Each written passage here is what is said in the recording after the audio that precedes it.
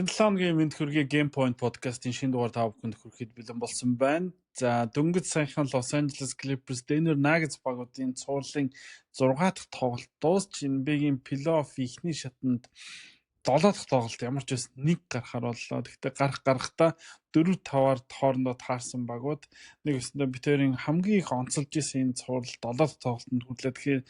Гэхдээ энэ талаар бид хоёр энэ дугаарынхаа дундуур ярилцах болно. За хамгийн эхлээд үйл явдлынхаа дарааллаас эхлэе гэж бодож байна. Өмнөх дугаарыг дуусгаад тэрний араас юу болсон бэ гэхээр Milwaukee Bucks багийн лидер Damian Lillard тоглолтын үеэр контактгүйгээр гэмтэл авч талбайг орхисон.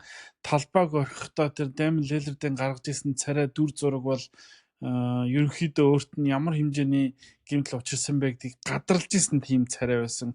Улмаар тэр одоо царайнд байсан айдас батлагдсан Damian Lillard Ахилийн шүрмсөө урсан болохыг MRI шинжилгээний хариу тодтогсон байгаа. За улбалаад дараагийн тоглолтод Damian Lillard тоглоогүй. Ингээд Milwaukee Bucks-ийн улирал 1-р шатнаас 3 дахь жилдээ дараалан дууссан байна. Энэ үйл явдал бол энэ 7 хоногийн NBA-гийн эргэн тойрны гол таамаг, гол анализ, гол хүлээлт үүсгэж байгаа сэдвүүдийн нэг байлаа. Тэгэхээр хоёул энэ сэдвээс яриагаа эхлүүлэе гэж бодож байна. Milwaukee Bucks одоо яах ёстой вэ? Энд Lillard-ийн гэмтлийн дараах одоо үр дагаврыг чи юу гэж харж байгаа вэ? Яг энэ одоо ингээд сизнийг ингээд дуусгаж байгаа. Яг энэ одоо төгсгөл бол яг ингээд харахад бол үнэхээр харамсалтай. Тэгээд дээрэс нь түрүүний бишээ өчигдөр яаж хожигдсан вэ? Overtime дээр 11 л 10 оноогоор хожиж явж байгаа. Тэгээ бариулаад хожигдно гэдэг бол энэ бол chicken heartbreak гэдэг чтэй тий. Яг ингээд ахад бол хэцүү хожлуудын нэг тэгээд бүр энэ үлрэлийг дуусгаж болох хамгийн муухайгийн муухай тийм төгсгөл байлаа гэж би бодож байна да. Тэгээд Damian Lillard-ийн гэмтэл зөвхөн энэ үлрэл биш, дараагийн үлрэлд нөлөөлнө. Дараагийн үлрэлд Damian Lillard баг бүтэн тоглохгүй байх гэж би бодож байна. Ахилийн систем ер нь бол бүтэн тоглохгүй байх. Одоо энэ чинь бодолтой. Lillard одоо л ахмад тоглож штэ. Тий. 36 настай тийм үү? Тийм л 34 настай. Тэгээд одоо surgery-нд ороод тэгээд rehab чинь баг жил штэ, жил хагасчлаа. Чи санаж нь Klay Thompson бас ингэсэн штэ. Klay Thompson бас playoff дээр гэхдээ дараагийн жил тэр чигтээ тоглоогүй штэ. Тэгээд тэрний дараагийн жил нь тийм тэгээ тэрнийхэн дараагийн жилээ бэлтгэл дээр юун дээр юу л season эхлэхийн өмнө дахиж MCL яагаад тэгээ дахиад нэг жил тоглоогүй шин. Тэгэхээр би бол Damian Lillard-ийг ирэх жилдээ тоглоно гэж би бодохгүй. Тэгээд яг одоо энэчнээс зүгээр бага яаж одоо reorganize хийх вэ гэдэг бол үнэхээр хэцүү л байна. Одоо draft хийх пик байхгүй. Тэгээд дээрэс нь 31 он хүртэл нэгдүгээр төргийн ирэх байхгүй.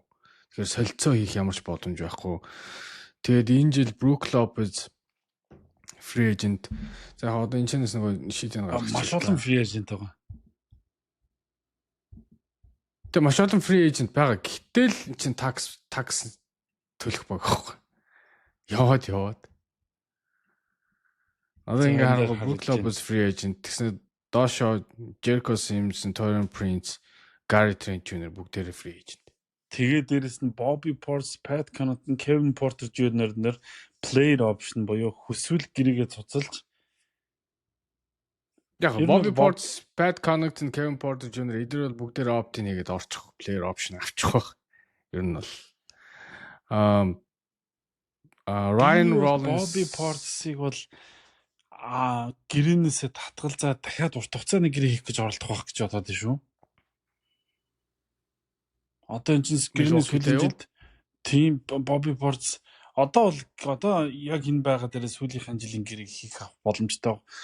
Одоо тоглож байгаа цаг минут төр өөр хүн үзүүлж байгаа тоглолт төр энэс хойш Bobby Portis дахиж тийм урт хугацааны гэрээ бол санал болгохгүй шүү дээ. Тэгээ хардаа за тэр яах вэ? Damian Lillard энэ үлрэл 48 сая, эх үлрэл 54 сая, тэрний дараа 58.1 5 сая. Тэгээд одоо 34 настай. Дээрэс нь ирэх жил тоглохгүй. Тэгээд тэрний дараа жил нь player option-да. Тэгээд бид 36 настай Damian Lillard-ыг ACL-ийн юунаас орж ирж ийн гэж бодсоолох хөө одоо. Тийм. Тэнгүүд за яг одоо орчин үеийн шинжлэх ухаан 10 жилийн өмнөхтэй харьцуулахад шинжлэх ухаан хамаагүй хөгжиж байгаа тийм үү? Магадгүй өмнөх шигээ жил биш 6 сар болоод тоглолдог, 8 сар болоод тоглолдог тийм шинжлэх ухааны дэвшил гарсан гэж бодъё л да. Ер нь энэ тоглогчдын гэмтэлт өнгөрүүлэх хугацаа жил ирэх тусам багасж байгаа энэ орчин үеийн шинжлэх ухааны ачаар тэглээ гэж бодъё. Гэж бодоход чи Янс Антетокумпо байсан бол яг одоо ямар шийдвэр гаргах вэ? Дээрээс нь хоёр дахь асуулт. 7 оноогоор одоо юу гэдгийг хожиж яваад сүүлийн хэдхэн секундэд бариулж хожигдсан энэ хожигдол Doc Rivers-ийн буруу юу эсвэл тоглолчдын буруу юу? Тэстэй тэрийг бол одоо айл-айланд нөхөн ч одоо бараг хаашаа юм дээ. Ихтэй бол үнэхээр азгүй одоо нөгөө чиний хэлдэгсэн Yondo хожих баг нэг бас нэг Yondo гүд юм а гэдэг шүү дээ. Тэстэй тэр чи Yondo байсан юм шиг санагдаж байна. Гэтэ Doc Rivers бол хождог тасалжуулагч биш гэдгийг бид руугасан мэднэ. Тэгээ Antetokounmpo бол би хожмоор байна гэдэг зүйлийг бол сүүлийн 2 жил ярьж штэ. Энэ жилч ярьсан, тэрний өмнөх жилч ярьсан. Тэгээд ирэх жил хожно гэдэг бол үнэхээр баг байхгүй юм шиг одоо миний харагдчихэж байна. Тэгэхээр Янс Антетокумпо хэрвээ би Янс Антетокумпогийн оронд байсан бол одоо трейд request лээ. Одоо явъя. Одоо чинь Янс чинь болдоо. Энэ жил өштэй те MVP-гийн одоо өрсөлдөөнд өштэй 3 бичигдсэн хүн байхгүй юу? Стил ер нь бол бид ингээд 2 хүн л яриад байсан болохоос Янсын 20 хийсэн те. Тий. Янсын яг талбай дээр үзүүлж байгаа тэр зүйл бол үнэхээр гайхалтай үлрэлүүд нь яваад байгаа байхгүй. Яг ийм зүйл үлрэлүүдаа зүр хийд юм өнгөрөө нэгдэг бол Янс шиг ийм тоглогчийн хувьд бол үнэхээр хайран байхгүй. Уул нь бол ийм prime дээрээ суперстарууд яадаг гэхээр надаа одоо тэ туслах хүн авчир гэж байгаа авчруулаад хождог штэ ер нь LeBron ч гэсэн Curry ч гэсэн одоо юу гэдэг тэ бидний сүүлийн одоо ой санамжинд байгаа тоглогч нар бол Янс тех хэрэгтэй хүн байхгүй юу? Гэхдээ Янс тэгээд Damian Lillard-ыг авсан мэт. Тэгээд эн чинь fail болчлаа шүү дээ. Яг ясам дээр Damian Lillard-ыг хүссэн үгүй бид нар мэдэхгүй шүү дээ. Багийн front office Drew Holiday явуулмаар Damian Lillard-ыг авсан шүү дээ. Янс явах гээд харна өстой зинхэнэ гал унтраах арга хэрэгсэн шүү дээ. Яг бид нар тэр үлэндээ амжигтай Lillard Antetokounmpo хоёр ингэж харагдах юм болов уу гэж бодож исэн боловч яг ингээл юун дээр босонгүй шүү дээ.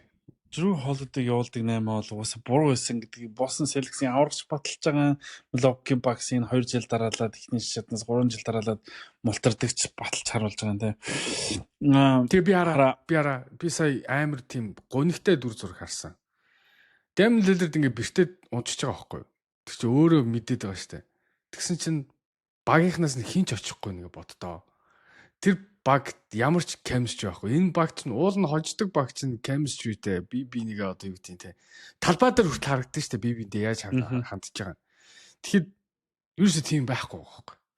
Тэгээ Damian Lillard, Giannis Antetokounmpo хоёр ерөөсөө баг болж тоглосноос 2 дахь жилээд энэ жил тоглож шүү дээ. Яг SM дээр бол энэ хоёроос гар нэлэхгүй хамтдаа ажиллаагүй шүү дээ. Тэгэхээр дахиад ирээдүйд 2 жилийн дараа дахиж ажиллана гэдэгт бол би эргэлдэж байна. Янс ч гэсэн тэгж бодож байгаа. Тэгээ одоо ингээд Lillard-ыг бэртцсэн ийм үед Lillard-ыг явуулъя гэдэг одоо Lillard-ыг яах вэ? Би бол одоо энэчнээс цаашаа Lillard-ийн одоо карьер бол яг өмнөхшгөө одоо нөгөө Dame Time гэдэг ингэдэг Lillard-ыг бол би дахиж харна гэж би бодохгүй. За угаасаа Halliburton тэрүүгээр нь бүр үдсээр байгаад цуврал дууслаа шүү дээ. Dame Time гэж ингэж өнөөдөр нэг мэдээлэл олж харжсэн. Хэрвээ Damian Lillard гимтээгүй байсан бол Milwaukee Bucks энэ зон түүнийг явуулах яриаг бол өөртөө хийх байсан гэж. Ер нь бол фейлдчлээ шүү дээ. Ингээ 2 жил дараалаад фейлдчлээ гэдгээ хүлээн зөвшөөрөх байсан гэж юм мэдээ гарсан байсан. Энэ үнний ортол бах огт тийм боломжгүй таамаг одоо юу гэдэг байхгүй зүйлээс ургуулж гарч ирэхгүй баг. Хоёрдугаарт би өчтөр ESPN-ийн нөгөө NBA төдөө дээрс нь үргэлжлүүлээд нөгөө гэрээсээ холбогдоод нэг хийждэг хилцүүлэг маягийн нэвтрүүлгийг 2 цаг яг үргэлжлүүлээд үзлээ. Тэрэн дээр энэ Lillard-ийн гэмтэлтэй холбоотойгоор NBA-ийн 5 эксперт за тэнд нөгөө нэвтрүүлгийнхний нь би танихгүй мэдэхгүй юм байна. Гэтэ ямар ч байсан ESPN-ийн тэрэн донд NBA-ийн эксперт нэг Dennis байсан. Тэгээд тэдний юу гэж ярьсан бэхээр баг бүгд ингээд за хэдүүлээ ингэж ярих шүү гэж тохирсон юм шиг нэг зүйлийг ярьсан. Тэгэхээр Янсыг бид нэр loyalty гэдгийг мэднэ. Гэхдээ тэр энийг харуулцаа. Одоо өөрийгөө бодоо. Янс одоо л явах цагч нэ. Үгүй бол оройтноо. Тэ? Янсыг үлдэж байгаа шалтгааныг олж харахгүй ингээд Янс Антетокумбог явж болох бүх шалтгааныг тэд өчигдөр ярьлаа. Баг ингэж дуу нэгтэйгээр анхудаа. Тэгээд хоёлаа энэ талаар бас улиралжингаал ярьсан тийм үү. Янсын тоглох сүлээл Янс явах бэлтгэлээ базаагаад байна бла бла бла бла. Тэгээ ингэсэн чинь мэдээж одоо бүх багууд Янстаар анхаарлаа хандуулж байгаа. Одоо Lillard гэмт цугаас Milwaukee Bucks дээрээ байхгүй. Одоо энэ амралтын өдрүүдээр л одоо эх 7 хоногт л Milwaukee Bucks Янс хоёр ирээдүйн талаар уулзалтан. Тэр уулзалтан дээр хэрвээ Янс Антетокумбо солилцоонд орох хүсэлт гарах юм бол Milwaukee Bucks за одоо тгийо алиалыга бодыг гэж хэлэхээс аргагүй. Яг гэх юм бол үгүй чи хүлээж бид нар одоо ингээд баг дээр дахиад ажиллана, менежер солон дасгалж өгчөө солино гэж хэлээд чи Янс үлдэхгүй. Яг гэх юм бол яг түрүүний менежер extension хийсэн.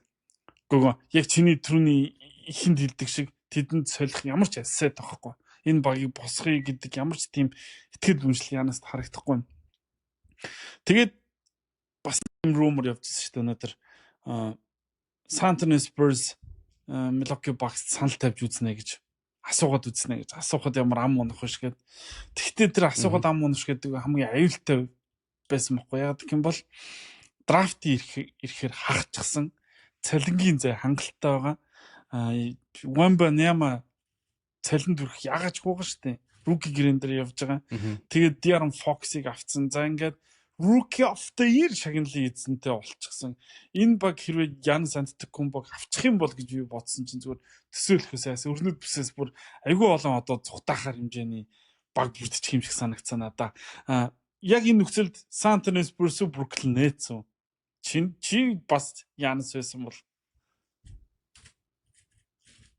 би бас Янс байсан бол Антетокумпотой тоглоё гэж байл биш ээ. Антетокумпо нэг Wembanyamaтай тоглоё гэж бас бодголох. Гэхдээ Wembanyama Янс Антетокумпо хоёр талбай дээр байхад хин тэдний өөрөөс тоталж чадах юм яг боддоо ингээд боддоо. Анх нөгөө Paul George, Kawhi Leonard хоёр Clippers нэгтгэхэд бүх экспертүүд тэгжсэн шүү дээ. Энэ багийн үүдээс хин тоглох юм бэ гэдэг чижсэн шүү дээ.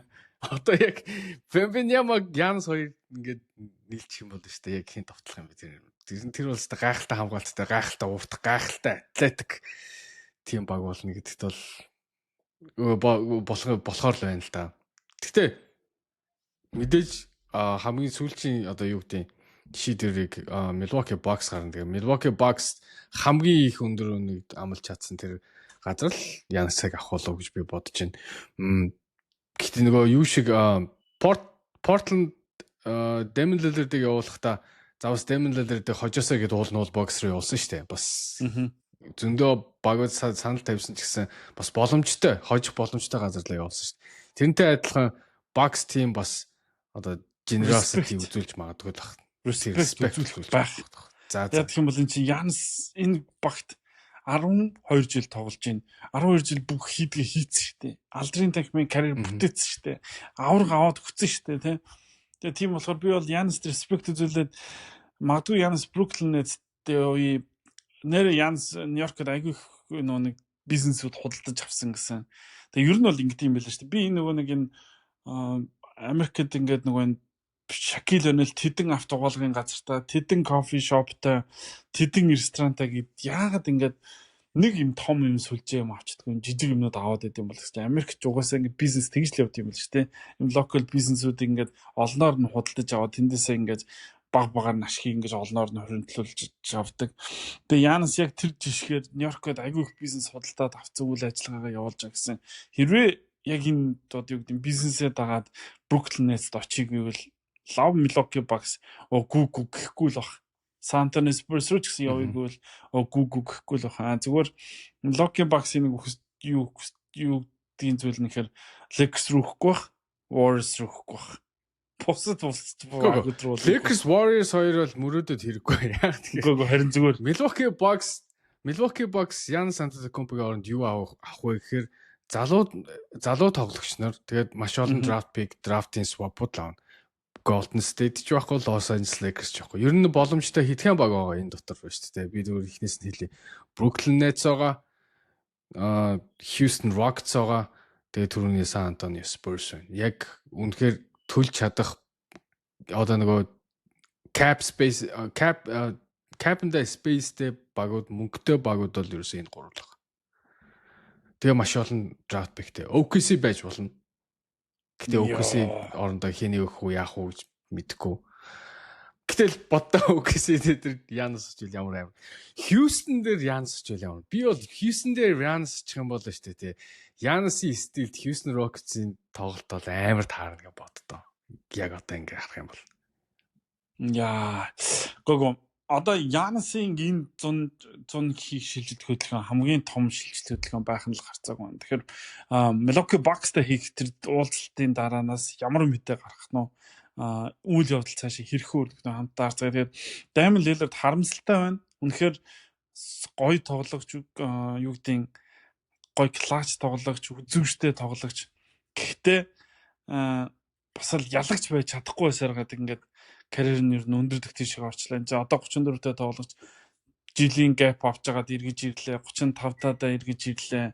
Тэрний дараа баг нь ямар байх вэ, те? Хаана тоглох вэ гэдэг нөхцөл байдал хэл эвгүүл болоод ирлээ. Хувь тоглогчийн хувьд харахад энэ гэмтэлч гэсэн Milwaukee Bucks цайнаар нөлөөлөхгүй гэдэг нь бол тодорхой баг. Тэгэхээр Milwaukee Bucks-ийн авраг авсан баг энэ хүрээд ингээд албаасаар ер нь албаасаар аль дээр дууссан л та. Drew Holiday-гээ болоод Chris Middleton-гээ болоод гэхдээ аврагын төлөө горилж исэн тэр баг энэ хүрээд ингээд албаасаар дуусч байна. Одоо тэд сэргээн босголт гэдэг үгтэйгээр энэ 100-аас эхлээд шинэ аяллаа эхлүүлэх болов гэж бодож байна да.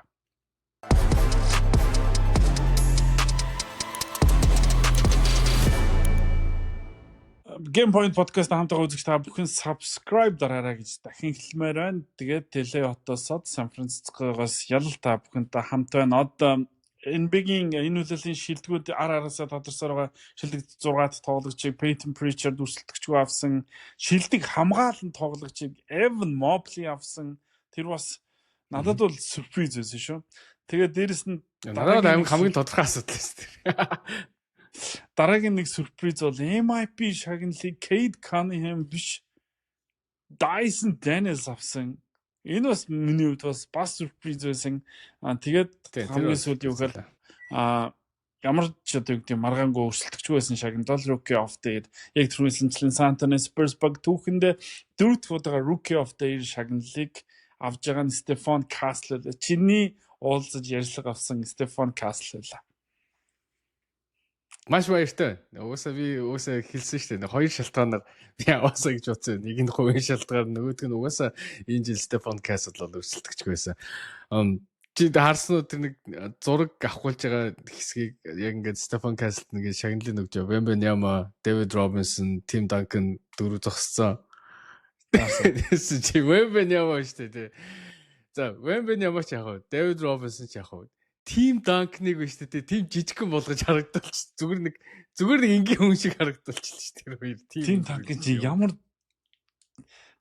бүх цагийн хамгийн агуу 4 номерын тоглогч шүү дээ. Тэгэхэд хажууд нь хүүхд шиг харагдаж л шүү дээ.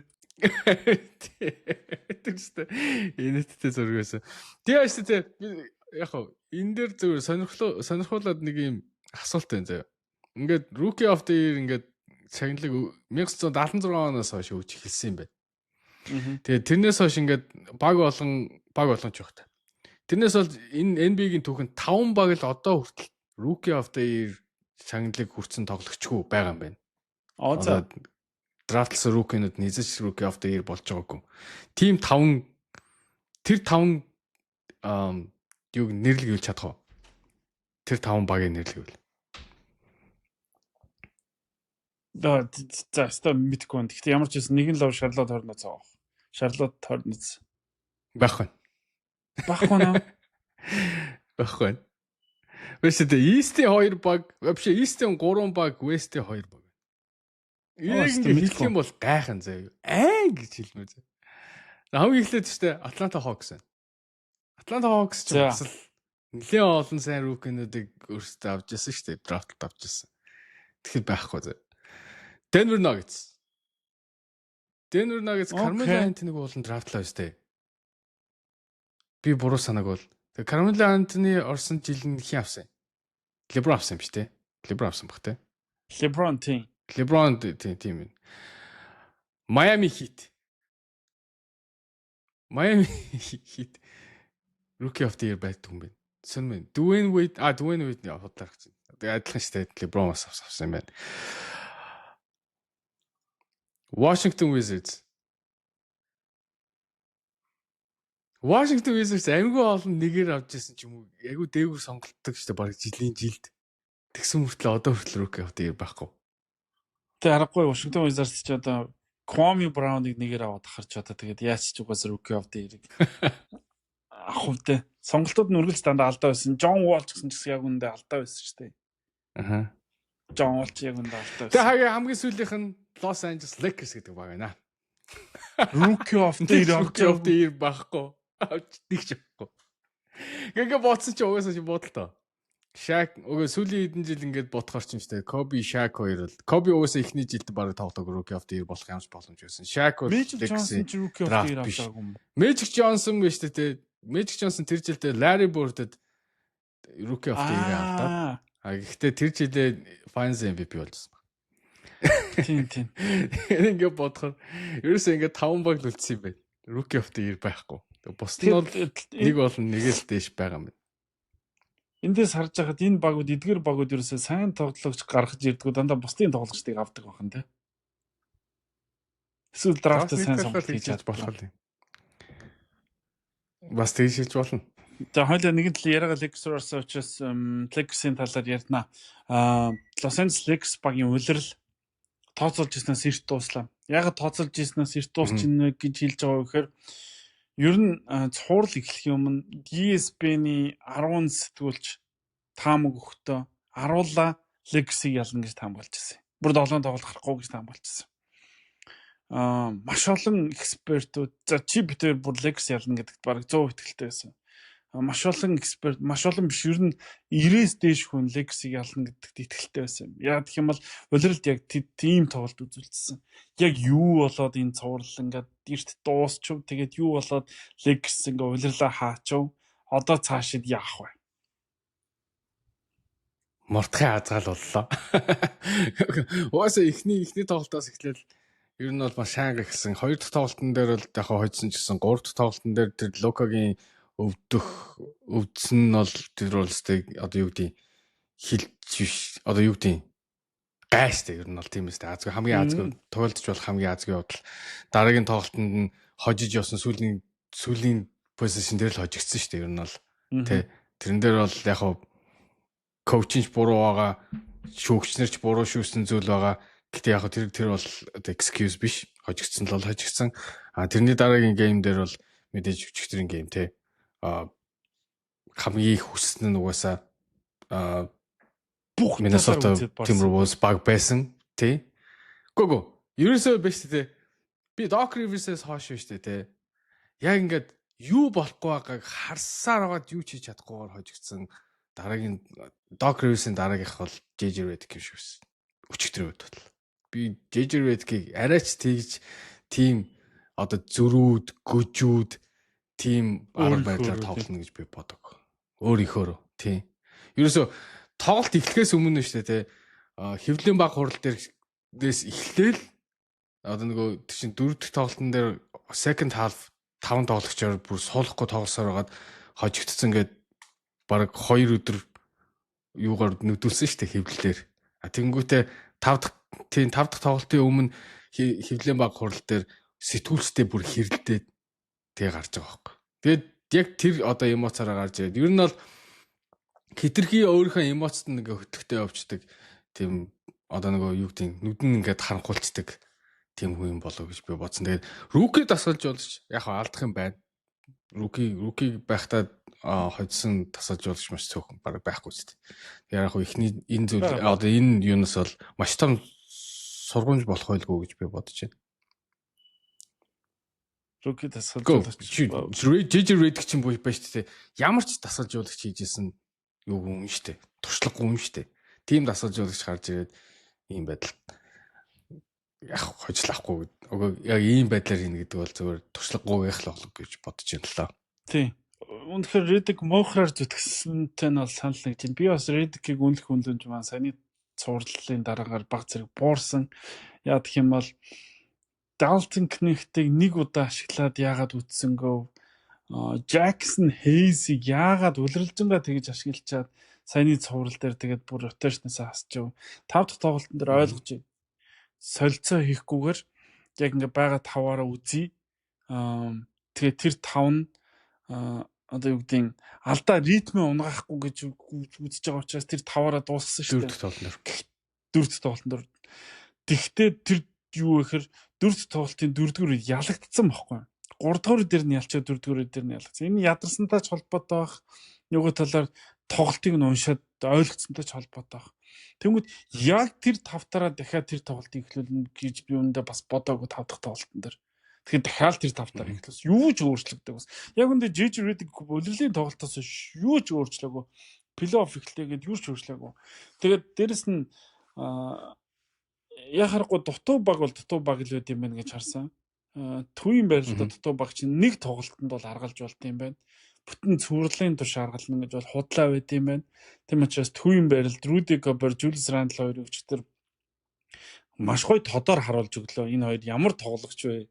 Потенциалтай ч эсвэл энэ хоёр төвдөө хөнгүү үйл яаж галзуурж болох вэ гэдгийг харуулж өгсөн ийм тоглолтыг Lakers-ийн бэлгэллээ. Shaq бүр өгж ярихгүй л шүү дээ.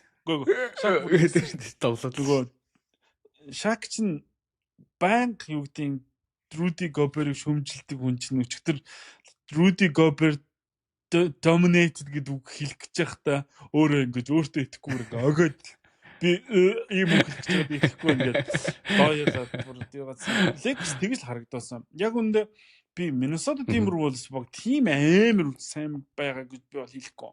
Миний харснаар. Энэ бол миний л үзэг. Lakers харин тийм муу байсан. Lakers тийм л муу байсан. Дараагийн цуврал disappointing гэдэг монголоор юу гэхлээ. Үнэхээр тэгэл урам уурмаар л байсан. Урам уурсан. Дараагийн цуврал дээр мод Houston Rockets Golden State Warriors нуруу намтай баг штэ. Golden State Warriors гарч ирээ тоглолоо гэхэд Minnesota-г ингэж самбартны илүүрхүүлэхгүй. Энэ бол бүр ойлгомжтой. Тэр Lakers тийм л муу байсан гэсэн үг. За тэгээд мэдээж ингээд улирал нь дуусчлаа. За ингээд нөгөө Mark Williams-ыг авах байсан. Mark Williams гэсэн энэ дээр зүгээр суугааг өөрийнхөө сэтгэл хөдлөлийг хариултыг нөгөө нэг сошиал дээр байрлуулад Lakers-аас хариугаа аваад амжчихжээ. Одоо Lakers яах вэ? Өчтөр хэвлэлийн урлуудаа хийжлээ. Баг улирал дуусsanтай холбоотойгоор LeBron James, Luka Doncic, Rob Pelinka, JJ Redick бүгд ярьчлаа. Тэрэн дээр сонирхолтой ишлүүд байсан. За юу гэж хэлсэн бэ гэхээр LeBron James my guy миний залуу AD төвийн тоглогч байхгүй, төвийн тоглогч хэрэгтэй байж тээ гэж хэлээд 7 хоногийн дараа солигдсон. Тийм л зүйл боллоо гэж хэлсэн. Надад бол тэр шалтгаан тойжж байгаа юм шиг санагдсан. Redick бол би бас сайжрах хэрэгтэй юм байна гэдгийг өөрөө хүлээн зөвшөөрсөн. Rob Pelinka бол Austin Reeves, Luka Doncic, LeBron James-ийг энэ баг дээр дахиад энэ 100 ажиллаад сайжруулах хэрэгтэй. Бид нар самбарын тоглогч авах хэрэгтэй гэдгийг Rob Pelinka угаасаа бас хүлээн зөвшөөрж байгаа хэлсэн. Ингээд ер нь бол улирлын хаалтын хөвлөө урлууд болцсон. За эндний дараа чи юу гэж бодов? Энэ зам бол хийх ажил бол ойлгомжтой. Тэгээд зүгээр тоглогч нар юу гэж хэлнэ үү, яаж юу гэдэг чинь одоо ч нэг тийм чухал биш л те. Яг гоо гэтээ би зөв LeBron James бас жоохон урам хугарсан. Яа тэгэхээр энэ баг одоо энэ баг LeBron James чинь дахиад 1 жилийн гэрээ байгаад байгаа шүү дээ. Цуцлахгүй гэсэн зүйл дээр байгаа ч гэсэн дахиад энэ багийн нэг хэсэг байхгүй. Тэгээд энэ баг дээр юу хэрэгтэй байна гэж хэлсэн чинь би янз бүрийн ярмаар гэнэ AD хэлсэн чинь солигдчихжээ гэж тийм буруу үед тийм буруу тоглоом шоглоом ч юм уу нэг тиймэрхүү зүйл хийж байгаа. Яг энэ профешнл хүний хувьд бол үнэхээр жоохон урам хугарсан. Лукагийн JJ Redick-ийн нэг хэлсэн юм нэ штэ тий. Ингэсэн. зарим тоглогч нар байна шүү дээ. Яг аврага авах тийм шейпэндээ ормоор байна гэсэн. Би тэгээд тэр одоо хин рүү Лука руу хилж байгаа юм уу? Эсвэл хин рүү хилж байгаа гэдэг би бас ойлгоогүй шүү. Тэр бол жоохон тийм агрессив шиг санагдсан. Тэгээд яг Роб Пеленка бол өнөөдөр тэгжлээ л дээ. Хамгийн түрүүнд бол юу яана? Центр аавна. Центрээс гадна wing defender-уудээ бид нар сайн defender-ууд хэрэг яах юм байна гэсэн тийм мессеж өгсөн. Одоо хамгаалагч нар авах юм байна. Тэгэхээр Rui Hachimura-гийн extension ирэх жил яригдана.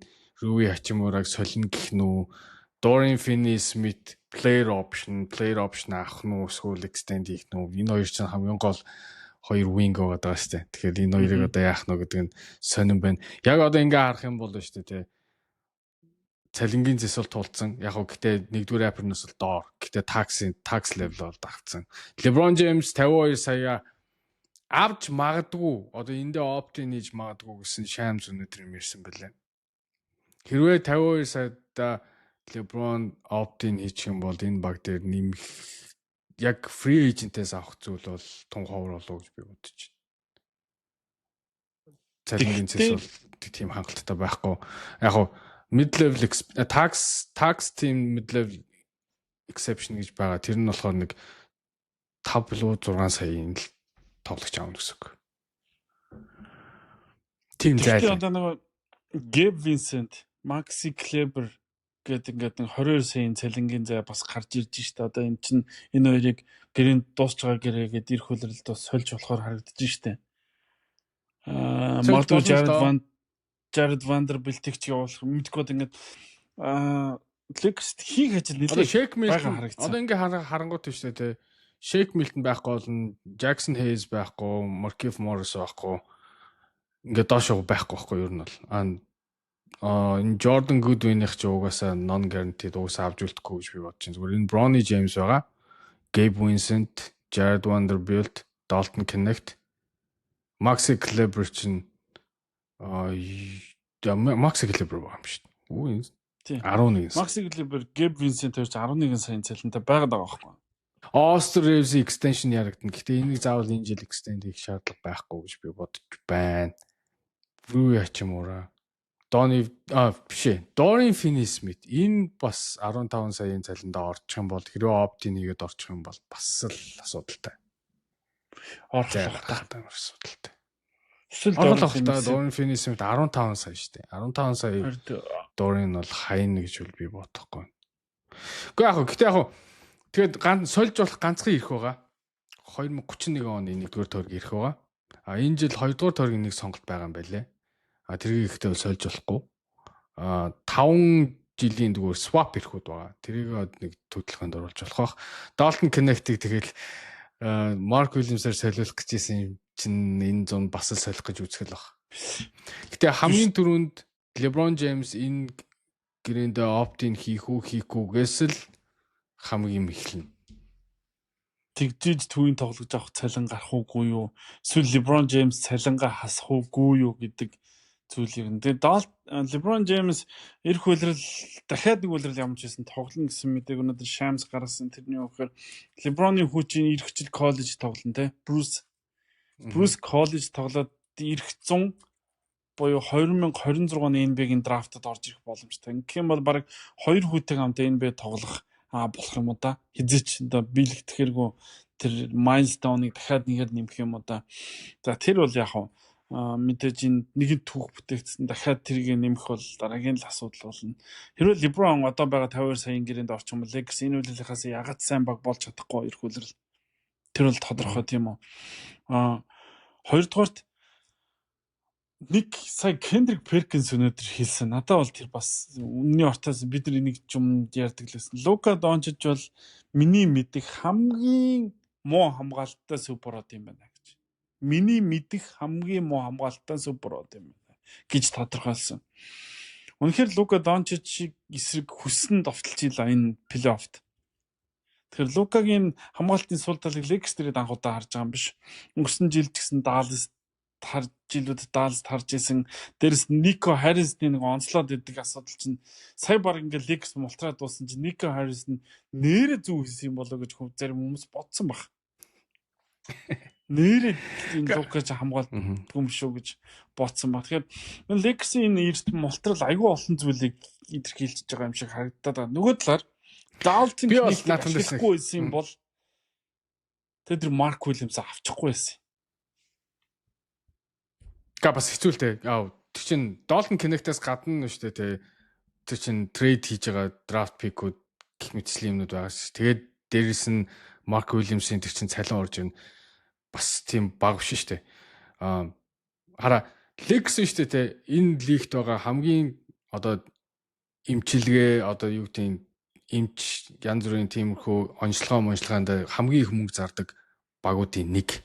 Тэгээд тэр зарж байгаа мөнгө нь шүү дээ. Мөнгөнийх нь хүмүүс одоо тэрэнд нь ажиллаж байгаа хүмүүс энэ хүн эрүүл мэндэнд тэнцэхгүй байна гэж яхад тэрийгэ болоод үгүй тэрийг нь тоохгүй авах юм бол тэр чинь амар тэнэх асуудал байхгүй. Тэгвэл яах гэж мөнгөлээд тийм шүү дээ. Тэгээд онцлогонд нь ямар ч юм байхгүй ирээдүйд энэ болохгүй гэсэн л бол угаасаа болох. Би бол тэрэнд бол 100% итгэлтэй байна. Зөвхөн Лука Дончичийн хамгаалтын хувьд бол шүү дээ. Окей, Лука Дончич бол хамгаалт муутай. Гэхдээ алдж байгаа оноогоо шүү дээ. Эргүүлээд хэд дахин давуулаад авахаар тийм хэмжээний тоглогч байхгүй. Тэгэхээр зүгээр Лука Дончичийг одоо тойруулаад харин маш сайн хамгаалдаг, маш сайн тоглогч нарыг тийм одоо бүрдүүлэх хэрэг нэг тийм том ажил Роб Блинкад одоо үлдчихэж байна. Харин тэрийг зохицуулж ажиллах одоо дасгалжуулагч ажиллаж яж байдаг байна. Тэгэхээр тэрэн дээр бол би үнэхээр санаа зовхгүй. Би яг наад үгүй чинь чамаар хэлэх гэж энийг асуусан. Яа гэх юм бол энэ Марк Уильямс авчих байсан юм биш үү? Тэр чинь Шарлоттод алчил байлаа шүү дээ гэдэг үгийг нэг биш хүнээс сонссон байхгүй. Энэ тоглогчийн ирээдүй баталгаатай биш, энэ тоглогчийн ирээдүй гэмтэл ойрхон байдаг байна гэдэг шинжилгээний хариуг эмчнэр нь гаргаад өгсөн байхад тэрэн дээр хөрөнгө оруулалт хийн гэж угаасаа байхгүй. Тийм учраас зөвхөн энэ үйлрэлийг биш ирээдүг харж энэ солилцоог буцаасан. Тэрнээс энэ үйлрэлийг харсан байсан бол тэр солилцоог юу гэж буцаах вэ? Марк Уильямс энэ үйлрэл тоглоолыг гэсэн самбарын асуудал шийдэгдэхээр байсан. Үнэн тийм учраас анханасаа солилцоог хийсэн шүү дээ. Тэгээд угаасаа болохгүй. Бодтойгоор ингээд хараад үзье заяа. Энэ жил яг за яг ихний раундыг давсан ч яасан ч энэ жил авраг авахгүй тодорхой шүү дээ. Ер нь бол OKC, Cleveland Cavaliers, Boston Celtics гэх мэт гуравт контендер байна шүү дээ. Ханти тэр хоолойх чинь яагаад хамаг юмаа тэр Марк Уильямс дээр өгөөд нэг плей-оффын нэг раунд харах хэрэгтэй. Тийм үстэй. Тэр чинь шал утгагүй байхгүй. Тэгэхээр юу гэсэн өөрөөсөө байгаа чипээ хадгалаад тэгээд тэр чинь одоо жишээ нь ондоо юу оф сизнээр ашиглаж болж байгаа байхгүй тэр чинь. Одоо яа оф сизон дээр Lakers-ийн хамгийн том асуудал центр гэдээ бодох юм болно шүү дээ тий. Өнөөдөр биш эх жил одоо free agent болох төвүүдийнэ. Хамгийн түрүүнд нэг Brook Lopez ирж байна. За Brook Lopez 24 саяын цалиа одоо сүүлийг авч байгаа. 50-тай үлээ. Энэ бол 24 саяа бол дахиж аавна гэж байхгүй. Би бол нэг mid level exception-ээр одоо тийчээд л 10 хэдэн сая л 10 хэдэн сая ч өгөхгүй дээ. Tax mid level-ээр авах болох. Тэгэхээр нэг 5-6 саяар нэг багт очивол очих واخ. Clint Capella харуулж байгаа нэрнүүдээс хамгийн гайгүй нугасаа Miles Turner, Naz Reid хоёр л байна. Naz Reid бол би Minnesota-гоос явна гэж бодохгүй. Тэгвэл Naz Reid-ийг Miles Turner Naz Reid юу байхгүй шүү дээ. Post game байхгүй шүү дээ. Post game бүр 0. Тэр Miles Turner хамаагүй энэ дунд хамгийн гайгүй нь Miles Turner л байна. Лука байгаа тохиолдолд шүү дээ. Пост тоглодог центр хэрэггүй байхгүй. Гүг Лука байгаа тохиолдолд шүү дээ. Талбай заддаг эсвэл лоб явдаг л хүн хэрэгтэй байхгүй юу? Тэгээд ребаунд авдаг. Хэрвээ Лука ингээд гарвал тойроод гарчих юм бол ард нь блок хийхээр тийм л хүн хэрэгтэй байхгүй центрт. Харин гүг тэрийг ойлгож чинь шаардлага гарах юм бол ядаж нэг удаа шахдаг төв хэрэгтэй байхгүй. Лукас он штэ. Тэр үед Austin Reeves-тэй LeBron-тэй байхад тэр үед нэг шахах хэрэг гарнаа да. Тэр үед нэг шахдаг. Naz Reid тэгж шахаж чаддаг байхгүй. Чи Naz Reid-ийн шахаж байгаа тоглолтыг зүгээр хараагүй гэдэгт бол би итгэлтэй. Тэр утгаар нэлсэн. Тэрнээс Miles Turner-ийг би Miles Turner-ийг ярьдаг шүү дээ. Би Naz Reid-ийг сайн ярьсан байхгүй. Хойлоо шүү. Буруу юм байна. Би Miles Turner гэдэг. Naz Reid бол угаасаа Minnesota-гоос явахгүй. Тэрэнд бол битээ Naz Reid гэж яриад ирэх байхгүй. Зүгээр энэ дотор бол Miles Turner байна. Steven Adams сонирхолтой зөө. Яг lob threat биш. Гэхдээ маш сайн rebound авна. Тэр доор тоглож чадна. Тэгээд одоо 12 сая цалинтай. Steven Adams одоо ирэх жил бол тийм бол одоо нэг 5-6-аас илүү цалин өгөх бол баг болтгоо. Зүгээр хямдхан олдгийг бол авъя гэвэл Стивен Аронс бас байж болно. Гэтэ энэ нь бол Стивен Аронс бол сэлгээгээр л байна шүү дээ. Гарааны юу бол биш шүү дээ. Өнөөдөр Detroit Pistons-ийн тэгээд ер нь ингээ харангуйтай шүү дээ те. Ер нь бол центр free agent-ээр центр бол том ховор байна гэж харуулах гэдэг. Миний сая харуулж байгаа юм бол. Өнөөдөр Detroit Pistons-ийн улирал дуусгаад юу гэхээр хэдийгээр зүгээр маш харамсалтай байдлаар хожигдож байгаа байхгүй юу? Хожигдсон тоглолтоо алдаа. Гэхдээ энэ улирлын Detroit Pistons-ийн улирлыг амжилттай улирал гэж дүгнэж байгаа байхгүй юу? Яг бол тэднээс тийм их зүйл хүлээгээгүй байсан чинь тэд ингээд плей-оффд орж ирээд Нью-Йорк Knicks багтай бараг цувралт хожихоор хэмжээний олон тоглолт хийж байгаа. Яг харахгүй залуу багийн алдаа гаргаад хожигдсон. Яг тэрэн шиг амжилттай улирал гэж дүгнэж байна. Яг тэрэн шиг Lakers-ийн энэ улирлыг уусаа энэ хүрээд дуусч байгаа чинь би хувьдаа за окей гэж боцсон. За угаасаа байгаа байдал нь юм байна. Угаасаа муу юм байна. Гэхдээ энэ улиралд юу болоод юм би ингээд сэтгэл хангалуун байгаа вэ гэхээр бид нар Лука Дончичийг авцсан байхгүй. Дараагийн 10 жил LeBron-ыг зодог тайлаад дуусгаад одоо ингээд уналт руугаа орно, сэргээн босгоруулалт руу орно гэжсэн чинь LeBron зодог тайлахад дараагийн Lakers-ийн нүүр царайны ирсэн учраас тийм сэтгэл хангалуун зодог одоо энэ улирлаа дуусгаж байгаа. Тийм учраас нөгөө одоо үе гарч ирдэг ингээд би одоо ингээд хэлэх гээд ингээд одоо ингээд үе гарч одоо чинь манай амарч ингээд Denver Nuggets ингээд Lakers-ийн фэнүүд roast хийгээд байгаа штэ. Яг иймэрхүү фэнүүд үеийн үед гарч ирдэг 2000 оны дунд үеэр Phoenix Suns-ын тэрний дараагийн Houston Rockets тэгээд бла ингээд Detroit Pistons, San Antonio Spurs тэгэл алга болдог, гарч ирдэг алга болдог. Яг тэр шиг Denver Nuggets бас алга болно. Тэр үед Lakers байжлаа. Тэгээ яг тэр хүмүүст л гээд байгаа. Lakers-ийн улирал окей, гоё юусан, дууссан. Үнэхээр эхний шатнаас хэлбэрхэн дууссан. Гэхдээ дараагийн 10 жилээ тодорхойлж учраас энэ улирал хэвд ингээд болоо л гэж хэлэх гээд байна. Тэгвэл уусаа тэгээд гоо яах вэ? Тэгэл янз бүрийн хүмүүс ярьслаа л Lakers and 5 яасан ла. Уусаа спортын нэг гоё юм шүү дээ. Хожсон баг нэг bragging rights та тийм өнгөрөх хэрэгтэй хожигдсан баг тэгэл тэрийн дуугаа сонсгосоор аа байхгүй. Тэгэл одоо бид нар бол нөгөө талд байна. Одоо хожигдсан юм чи ингээл дуугаа сонсоод нөгөө талд ярих хэрэгтэй. Гэхдээ ярьж л үг. Тэгэл уусаа дараагийн season гэж байна. Тэрний дараа гэх гэж байна. Yeah, it's okay. Бас нэг хүн brag хийж байгаад NBA-гийн тоглолтод орох эрхээ асуусан байна өнөөдөр. Хүш тэрийг ярив. Indiana Pacers багийн тоглогч Tyrese Halliburton-ы аав John Halliburton лөө хэм блэ? John Halliburton Indiana Pacers багийн удирдлагууд уулзаад Tyrese Halliburton, John Halliburton тэртэй уулзаад ойрын үеэдүүд John Halliburton Indiana Pacers-ийн гэрт болж байгаа тоглолтуудад ордонд оруулахгүй байх шийдвэр гаргасан юм байна. Нэгэсэндээ үзүүлэхгүй гэсэн. Энэ юутай холбоотой? Road game дээр хүртэл. Road дээр хүртэлтэй. Ер нь бол Indiana-гийн Pacers-ийн тоглолтыг үзүүлэхгүй байсан. Энэ юутай холбоотой гэхээр Tyrese Halliburton яг сүүлчийн давталгаагаад Giannis Antetokounmpo-гийн эсрэг хийгээд цаг дуусаад шууд Tyrese Halliburton авч John Halliburton талбай дээр гарч ирэнгүүт Giannis-ийн өдөөс хүүгийнхээ зургтай подолкыг ингэж харуулангууд өөдөөс нь янз янзын зүйл яриад эхэлсэн.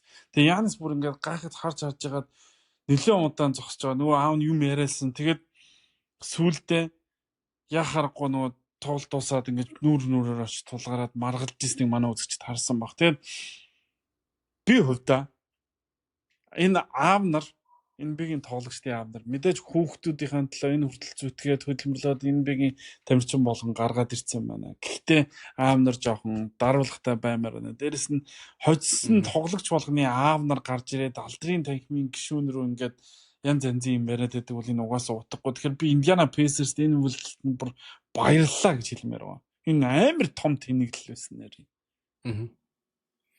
Амар том тэнэглэл харин тийм бодлоо ингээд хүүхдэн тэнд ингээд хожлоо тэмдэглээ баярлж ах чинь доор нь аав тийм одоо юу гэдэг гэсэн нөгөө хүмүүсийн хэлдгээр шалны юм хийж яхад хойжан гэдэг чинь бол тэр чинь л утгагүй байхгүй. Хүн ингээд дэмжиж болно, хөөрч болно, баярлаж болно. Юм ингээд пропорцоос хайлаа заяа. Ингээд шугамад авахаар чинь ямар муухай харагддаг гэдгийг Halliburton аав нь харуулсан байхгүй. Одоо ингээд хүмүүс ингээд баярлж болно шүү дээ. Хүн гисэн баярлж болно, хөөрж болно. Хүн рүү хараагаад хүнийг дормжлно гэдэг чинь ер нь бол нэг тийм ухаантай одоо юу гэдэг жоохон тархин зөв ажилтдаг хүний хийх зүйл биш байхгүй. Хүн чинь ялангуяа Халибортны аав шиг тийм хүн чинь эмоцоо бас ин чи өдөрдөө сурцсан насан дээр байгаа шүү дээ. Харин тийм билээ шүү дээ. Жохон хүүхчийг тэгнэ гэдэг чинь бол тэр бол амар муухай зүйлээсэн. Тэгээд яг энэ шийдвэр бол яг чиний хэлдгэр бол маш зөв шийдвэр. Тэгээд өөрөө ч гэсэн хэлжлээ л дээ. Би бол ингээд эндээ харамж чинь. Ер нь бол би Янас руу ингэж хараагүй. Би Янасыг давуулаад юм ярьж байсан л гэдэг байгаа. Тэрийг одоо тэрэнд одоо житгэн жижил юм аахгүй тэгээ. Шууд талбай дээр гарч ирээд Янасын араас гарч ирээд ингэж гарч ирсний Янас руу хараад юм яриад эхэлчихлээ шүү дээ. Тэр чи одоо ямар ч тийм хүнд ойлгомжтой. Энэ тоглогч нарын аав ингэж юм ярьж байгаа нь анхны тохиолдол шүү. Тим Морант байна. Жам Морант яа. Бас сүүлдээ Америкийн хөвлөн мэдээллийнхний аава жоохон даруу хүн бай. Чи одоо хүүгийнхаа ганг найзуудын нэг биш аав нь шүү дээ.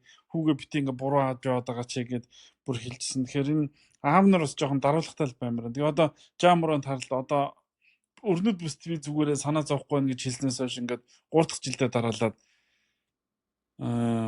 бас юу ач вэ? Плей-оффоос ингээд санснаас эрт мултраад явчих. Энэ плей-офф ихний раундад хасагдсан багуудаас хамгийн disappointed нь Memphis Grizzlies тэгээд Los Angeles Lakers байлаа. Indiana Pacers баг энэ бол одоо брендинг хамгаалж байгаа хэрэг. Нэгдүгээр, хоёрдугаар Tyrese Halliburton-ы дүүгдийн имижийг хамгаалж байгаа хэрэг тийм үү. Тэгэхгүй саяных бол үнэхээр ингээд Tyrese Halliburton ч гэсэн муухагаар нөлөөлж байгаа байхгүй. Өө ин чин аав нь юм тэнэггүүл гарахаар гэдэг угаасаа тэгэл хүний чинь аавны юм чинь л гэж харж байна. Гэхдээ боддоо. Чи ингэ боддоо. Хүүхднээс гэсэн энэ асуултыг Halliburton руу чиглүүлж ирсэн шүү дээ. Харин тий би яг тэр хэлгээд. Halliburton хараа ийм гоё ялдаг тэр тоглолтын сүүлийн мөчид яаж довтолч тэгээд тэр чи яаж байрж хожлоо те. Тим гоё моментыг дараагийн өдөр нь ярих байтал оронд нь Halliburton-ы аавын тэнэгцснийг ярьж байгаа хөөх. Тэгэхээр тим тэнэг үйжлэхгүй. Тим хортой үйжлэхгүй шүү дээ хүүхдтэй. Тим харин нөгөө хүүхдийнхээ гойд гялалцсан тодог шиг тэнэглэлээр л үгүй хийж байгаа тийм. Ерөөс яриаггүй шүү дээ. Tyrese Halliburton-ы тэр тэр гоё барьсан, гоёд орлсон довтлогоо энэ тэрийг яриаггүй шүү дээ тийм. Тэр бол түүхэнд анхны тохиолдол юм байл ш тэгж барьсан. 7 оноогоор 40 секундэд хожигдож яваад хоцсон анхны тохиолдол юм байл ш. Тэгээ Tyrese Halliburton ямар хурдан болж өнгөрсөн бэ тэр дээрээс нэр амар тоглолтсон. Тэгэхээр юм хэтрүүл угаасаа нэг тим байдаг юм байна л да. Тэр бол угаасаа хэтэрсэн тэнэглэлсэн тийм учраас Indiana Pacers баг өнөөдөр менежментийн багаас тим шийдвэрийг гаргасан. Одоо надад бол таалагдсан. Энэ бол зөв ёсны шийдвэр байсан гэх юм уу? Тэг яах вэ? Professional үнэхээр professional гэсэн. Тэг.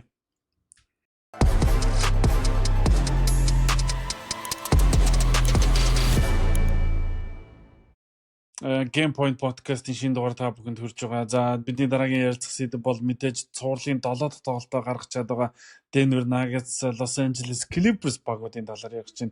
Бүтээрийг нэвтрүүлэг эхлэхээс хэдхэн минутын өмнө энэ хоёр багийн цуурлын 6 дахь тоглолт дууссан. Талбай дээр тоглосон Los Angeles Clippers баг ялалт байгуулсан. Од хамгийн сүүлд хоёулаа баг энэ хоёр багийн цуурлын талаар ярихад цуурл 2-2 болоод тэрнээс хойш 2 тоглолт болчихлоо шүү дээ.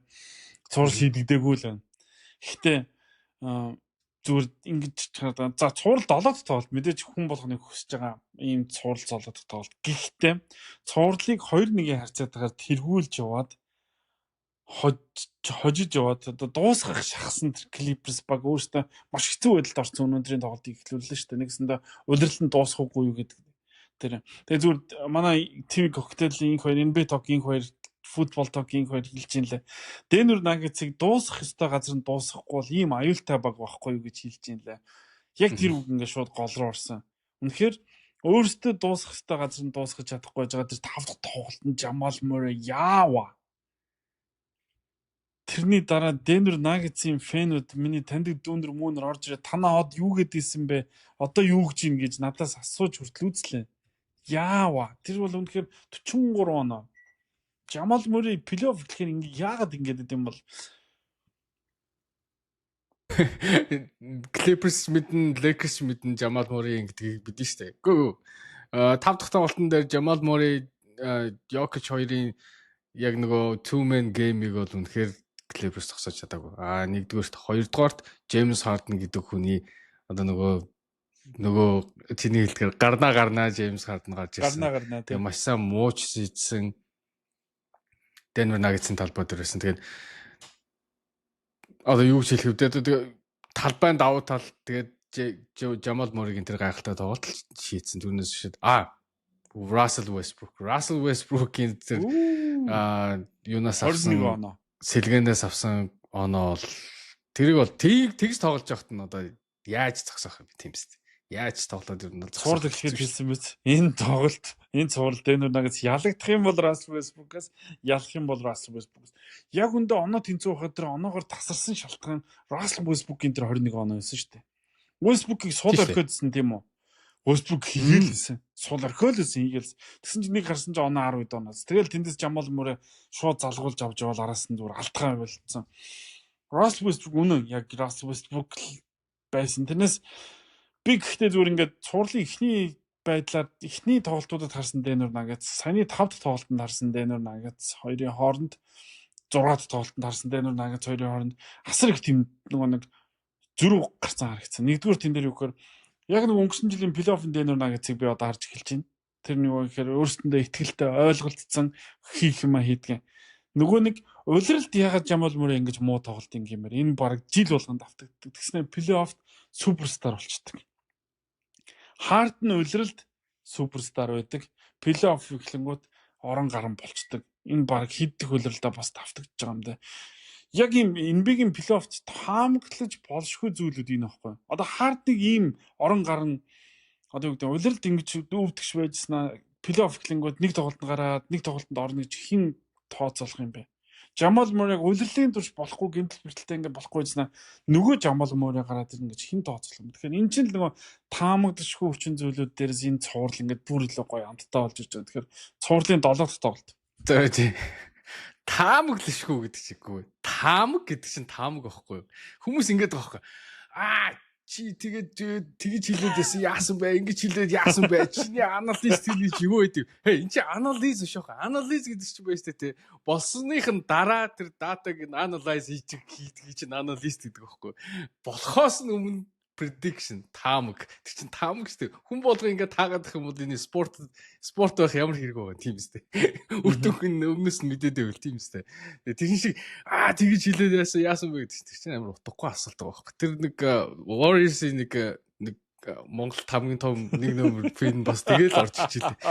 Чи яасан бэ? Би одоо тийм жоохон хөвчийг бити юм юмараа. Analyze гэдэг үгээр нэг Svartal гэж хэлсэн. Хүч таамаг байхгүй. Тэрийг бодох хэрэгтэй. Тэгээд өнөөдөр бол шүү дээ. Өнөөдөр бол угаасаа Clippers талбай дээр тоглосон. Талбай дээр харин Clippers сайн шидэд байгаа шүү дээ. Өнөөдөр сайн шийдсэн 2 дугаар хагас. James Harden биш дээ. 48 минутын 46-ад тоглосон. Суулгаагүй. Harden сайн тоглосон. Norm Paul сайн тоглосон. 2 дугаар хагастай шүү дээ. Амар ойрхон яваад байсан. Бас Jokic, Jamal Murray хоёрын two-man game-ийг ерөөсө зогсоож чадахгүйсэн чинь та илүү нэг adjustment хийсэн. Тэр нь юу байсан бэ гэхээр Chris Dunn-ыг суулгаад Nico Batum-ыг гаргаж ирсэн. Тэр бол тэгэхээр зүгээр тэр өндөр болчиход байгаа. Nico Batum ч угаасаа NBA-д 5 хийжсэн цөөхөн тоглогчтой нэг штэ. Batum-ын хамгаалтын инстинкт угаасаа өндөр гэдэг олон улсын давтсан ч өнгөрсөн жил Олимпиад ч харсан, NBA-д ч олон жил харсан. Одоо ягаад ажилтаа байгаа шалтгаан ч тэр. Тэг ингээд цуурлыг ингээд ажиглаараа. Los Angeles Clippers хоцсон тоглолтод ер нь Batum сайн тоглосон байгаа. Batum аюу салхиж байна. Хожигдсан 3 тоглолтод Batum үл ялэг муу тоглосон. Зарим дээр нь оноо авгаа тийм баад. Batum сайн тоглож байгаа нөхцөлд сайн хамгаалаад ер нь олон минут тоглож байгаа нөхцөлд ер нь олон минут тоглоод байгаа. Гэхдээ илүү үр бүтээлтэй байгаа нөхцөлд Clippers хожиж илээ. Хэрвээ 7 дахь тоглолтод ийм Batum гарч ирээд өнөөдөр шиг Harden гарчих юм бол Clippers ялах шанс бий. Тийм учраас энэ Clippers-ийн ялах шансыг 50% өгсөн байна дараагийн тоглолтод. Эсрэг үгийн талбай дээр гарч байгаа хэрнээсээ 50% өгсөн биз дээ. Хин ч шүүхэтгүй гой тоглолт болно. Тий. Өнөөдөр Ivica Zubacыг бас магтахгүй гэдэг арга байхгүй заяа. Ivica Zubac шүү дээ. Өнөөдөр Nikola Jokic-ыг зогсоосон гэхэд хэлж болно. 14 удаа Zubac-ийн өөдөөс Nikola Jokic 14 удаа довтлоод 5-д нь л онцтой болсон заяа. Тэгээд 2 second half шүү дээ. 8 тоглоод нэгийг л хийсэн. Өнөөдөр алсан бүр 2 дугаар хэвчээ. Тэгэхээр Ивиса Зубоцол өнөөдөр бол зөвхөн үнэхээр Николо Йокичийг зогсоосон гэж хэлэхэд болно. Тэг ингээд эн чинь нэг adjustment буюу өөрчлөлт байхгүй. Эн чинь юу гэхээр Батумыг гаргаж ингээ өөрчилж. Redicus яг ийм л зүйл хүссэн баг. Тэр Alex Len гэдэг хоолны савыг 1 минут ч болов гаргаад үзэлтэй. Тэгээд за чи хоолны сав юм байна гээ буцаага суулгаж болно шүү дээ. Хамгаалахгүй ч ядаж rebound авах үлгүүд яриач тээ. Тийм. Maxi Kleber гэдэг хүнийг хамгийн төгсгөлөд бүтэн улирал тоглоогүй хүнийг гаргаж ирснээр туршиж үздэг. Надад за тэгтээ ядаж Troy хийсэн юм даа л гэж бодмоор. Энэ хоёр багийн цуурлын 7 дахь тоглолтод ялсан баг нь Minnesota Timberwolves-тэй дараагийн шатанд уучраад таарахаар уучлаарай. Oklahoma City Thunder багт уучраад таарна. Тэгэхээр 7 тоглолт гарсны дараа 4 тоглолт хийгээд амарцсан хүлээж байгаа Oklahoma City Thunder-тай таарна гэдэг бол ер нь бол хинч хүсээд ахаар зүйл биш. Тийм үү? Яаж вэ? Тэгээ бүр Thunder бүр 7-1 амарч юу яач бүр. Энэ амарч нь уусаа арай Thunder-ийн series шүү дээ те. Series шүү дээ те. Хамгийн сүүлд эхэлсэн заяа. Тэгснэ хамгийн түрүүнд тусцсан. Бусад баг нь тоглоол дуртал тусах. Тэгэхээр ингэж юм махайдаж гарч ирчээд OKC-тэй тоглоно гэдэг. Шагнал нь OKC-тэй тоглох гэдэг. Тэгэхээр OKC-тэй дахаар шагнал төвшөлээ. Яаж ч харин дараа нь Minnesota Timberwolves баг нөгөө талд Houston Rockets Golden State Warriors багт ялсантай тоглоно. Энэ хоёр багийн цуврал 3-2 харьцаатайгаар үргэлжилж байгаа. За дараагийн тоглолт маргаашаар Америкийн цагаар Баасан гарагийн орой Сан Франциско хотод болно. Warriors-ийн тоглолтод очих юм бол цуврал дуусна. Houston Rockets хочих юм бол цуврал 7 тоглолт руу шилжин. Тэгээд NBA.com дээр алдаа гарсан уу юу гарсан уу? Энэ хоёр багийн 7 дахь тоглолтын цагийн хуваарийг гаргаад тавьсан байлээ. Нөгөө яг тэр өдөр болох тоглолтууд буюу 7 дахь тоглолт гараагүй байгаа багуудын цагийн хуваарийг бол тавиагүй байлээ. Тэгээ би энэ хоёр 7 дахь тоглолт гарахыг зөвгөнж байгаа юм болоо да гэж би бас бодсон дэрэн дээр. Энэ би зөвхөн if necessary-г гаргацтай юм аа. Гэтэ хамгийн гол нь хамгийн if necessary-г гаргасан нь зөвхөн юуных Warriors юу ярих. Нөгөө хоёрын if necessary-г гаргаж болно шүү дээ.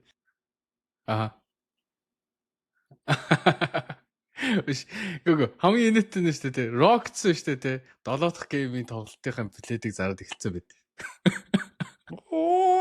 Тийм үү. Тэг болохгүй л их буцаалт их юм уу? Яг тийм буцаагаад өгч гээд байх л та. Гэтэл бас амар том оптимист, амар оптимистик байгаас тий. Өөдрөгөө бас тий. Гэхдээ энэ хоёрын 6 дахь гейм болно. Тэгэхээр гоё болно миний бодлоор маргааш удаа must watch. Тэгээд уусаа ингээд харгуут шүү дээ. Стад барай зөрүүн дээр л энэ багууд шийдэгдээд байгаа шүү. Тэгэхээр бас Warriors Тадбаа дээр хожно гэдэг чинь бас тийм амар байхгүй. Кумингаг сүүлийн тоглолтод бүр ханиттай гэд бүр ротейшнаас хасцсан. Одоо бүр санаа амар болсон. Нөгөөсөндөө Куминга одоо угаасаа хэрэггүй болсон тодорхой болсон.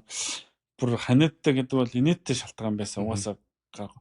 Jimmy Butler харин тэр нөгөө хождог 4 дахь тоглолтын дээр лөө 5 дахь тоглолтын дээр лөө уучлаарай 4 дахь тоглолтын дээр тийм 5 биш юу лээ тийм 4 дахь тоглолт тийм 4 дахь 3-1 болох дээр үнэхээр ингэж яг хэвийн алхаж чадахгүй хэвийн 100% байгаагүй шүү дээ. Тэгтэл плей-офф Jimmy Butler ямар байдгийг өстө харуулсан. Steph тэр тоглолтын 4-р үедэр бол яг өндө харагдах байлсан байсан чи Jimmy Butler авах гэсэн шүү дээ тэр тоглолтыг. Хараа тэр тоглолтын дээр шүү дээ Jimmy Butler нөгөө ерөөсөө ингээд эхлээд дотгошоо ороод алдаа авдаг скол ингээл кат хийгээл ер нь тэр тоглолтод байхгүй болсон шүү дээ эхний хагас. Тэгээ хоёр дахь хагас дээр Dylan Brooks нэг free throw-ийг free throw шийдэж яхад нэг инээлдээ нэг хоёулаа нэг яадаг гэсэн үг солилцдог штэ. Тэрнээс хойш 21 лөө 23 он авсан гэдэг. Dylan Brooks шал дэмий юм хийж байгаа байхгүй. Тэгээд тэр талаар нэг сүүлчээд асуусан байж байгаа байхгүй. Dylan Brooks-тэй юун талаар ярьсан гэж би Dylan Brooks-т угаасаа дурггүй би тэрнтэй тийм хөрсөг юм угаасаа яриачгүй тэр зүгээр trash talk гэсэн бод байгаа байхгүй.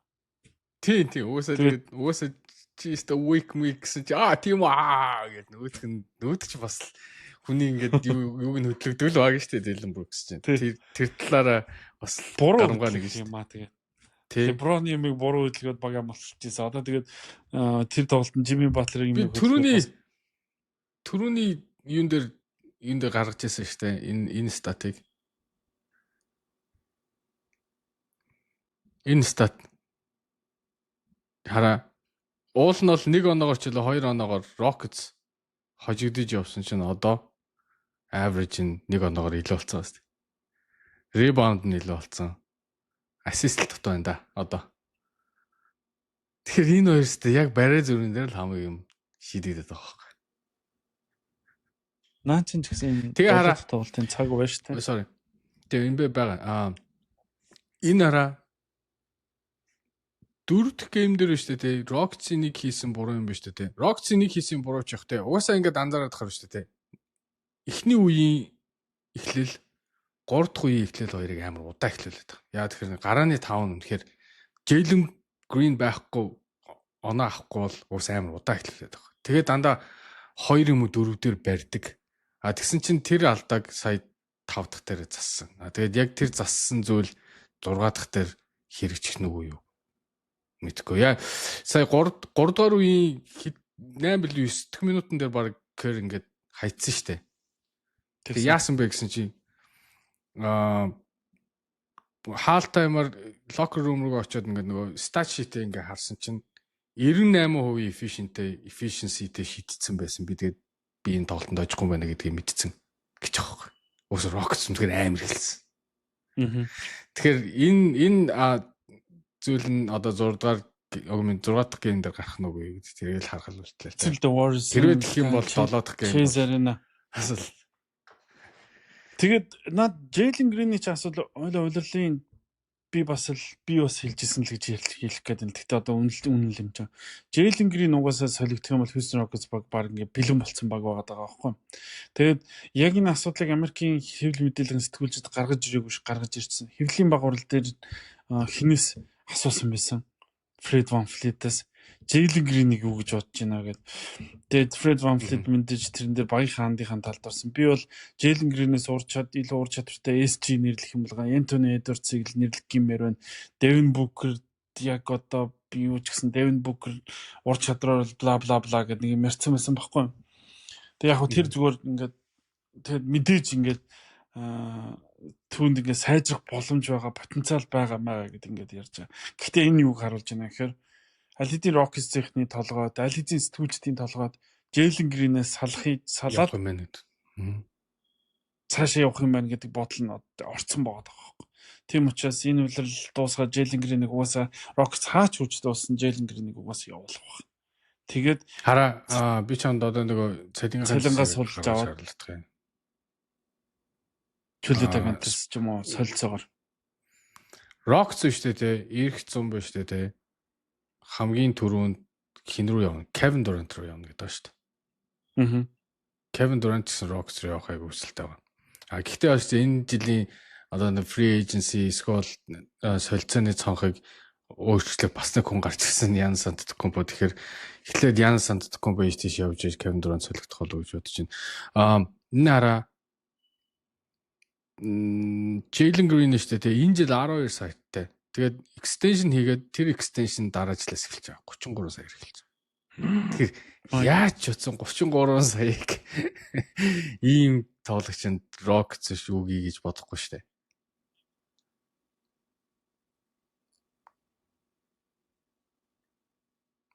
Тэгээд юу шиг дахиад тэр 33 36 гэдэг шүү дээ. 3 жил үргэлжлэх гэрээ байгаа байхгүй. Тэгээд энэ хараа Reed Shepard гэдэг тоглогчийг драфтаас авчаад дахиад жилийн 10 саяын цалинтай тоглогч ерөөсө талбай дээр гаргасангүй. Энэ Reed Shepard-ыг тэгвэл яах гэж авсан юм? Тийм би бас хин Има Удоког бас тийм ер нь бол Jalen Green ингээ болохгүй тохиолдолд болоо шүү дээ. За оноо явахгүй байгаа тохиолдолд хэнийгч одоо оронд нь үзэж болохоор байгаа байхгүй юу? Одоо Reed Shepard байна, Skull, Aaron Holiday байна тий. Ядаж энэ хүмүүсийг өгөөд нэг хэдэн минут үзэх хэрэгтэй байхгүй юу? Тэгэхгүй харин би Jabari Smith-ийг өстой оноо минут сайн олигтой авахгүй нэгдсэн ер нь 4 дахь 5 дахь гейм дээр Jabari Smith-ийг харин сайн ашигласан шүү дээ. Энэ дээр бол би маш их баяртай. Тэгээд ирэх жил бол угаасаа хэрвээ Jalen Green явчих юм бол дахиад нэг од авах байтугай цалингийн зэс Rockets бол байгаа. Тэгээд Kevin Durant-ыг авах нь уу? Яагаад ер нь бол хэнийг ч гэсэн асууж болохгүй биш. Юунаас Phoenix Suns-аас Booker. Booker одоо Phoenix Suns юу хийх яа болохгүй ч үс асуулт үзэх хэрэгтэй. Драфт хийх бай. Яг үндэ Booker зүгээр Bradley Beal ирэхэд чинь баг гангардаг хүн. Тэгээ Booker ирчвэл бүр ойлгомжтой байхгүй. Тэгэхээр хоёлаа юу вэ нөгөө Houston Rockets-ийн улирлан дуусах байхад баг хойдох нь өөрчлөө гэдэг шиг баг оф-сизоныг ярьчлаа. Бороо юм ярьж байж. Тэгээд магадгүй Houston Rockets дараагийн дугаар хийх гэж хахад 2 дугаар шатанд гарцсан байх ч үгүй хэм мэдлээ. Тэгэхээр дараагийн дугаараар л эргэж уулзъя да. Тэгээд энэ хүрээд хоёлаа өндөрлүүлээ. Нилээн ч удаа ярьчлаа. Энэ цуврал бас 7 тоглолтод түрээсээ. За 7 дахь тоглолт Denver Nuggets юуны тоглолтууд гоё болоосаа. За дорнод бүсийн плей-оффын цувралууд тодорхойлсон. Cleveland Cavaliers, Indiana Pacers-тэй, New York Knicks, Boston Celtics-тэй. Тэгээд энэ цуврал ихний тоглолтууд амралтын өдрүүдээр явагдаад эхэлчихэн дараагийн дугаар гэхэд энэ цувралын талаар ихний тоглолтуудын талаар илүү дэлгэрэнгүй ярилцах болно. Ингээд хамт байсанд баярлалаа. Subscribe дарахаа битгий мартаарай. Лигээс од San Francisco-с ялалтаа бүгд хамт байлаа. Peace.